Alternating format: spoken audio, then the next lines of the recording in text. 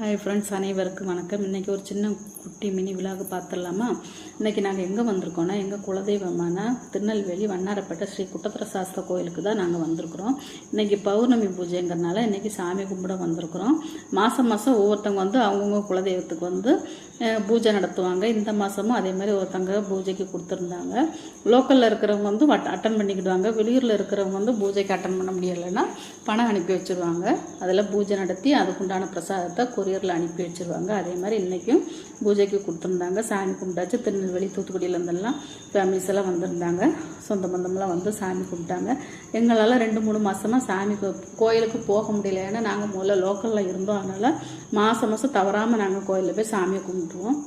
இப்போ வெளியூரில் இருக்கிறதுனால எங்களால் போக முடியலை. ஏன்னா இவர் ஆஃபீஸ் போயிட்டு வந்து அதுக்கப்புறம் நாங்கள் கிளம்பி போகிறதுக்கு லேட்டாகிடும், பூஜை முடிஞ்சு போயிடும். அதனால் எங்களால் போக முடியலை.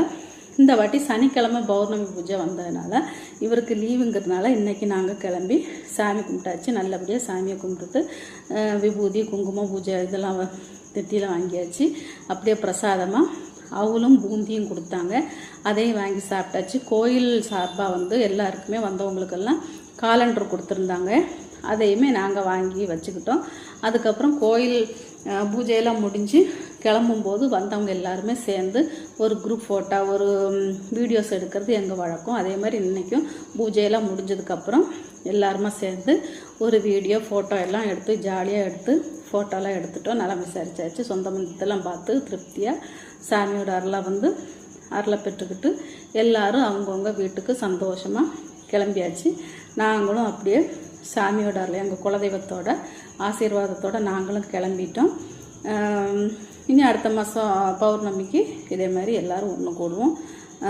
வீடியோ பிடிச்சிருந்தா லைக் பண்ணுங்கள், ஷேர் பண்ணுங்கள், சப்ஸ்கிரைப் பண்ணுங்கள். அடுத்த வீடியோவில் பார்க்கலாம். பாய்.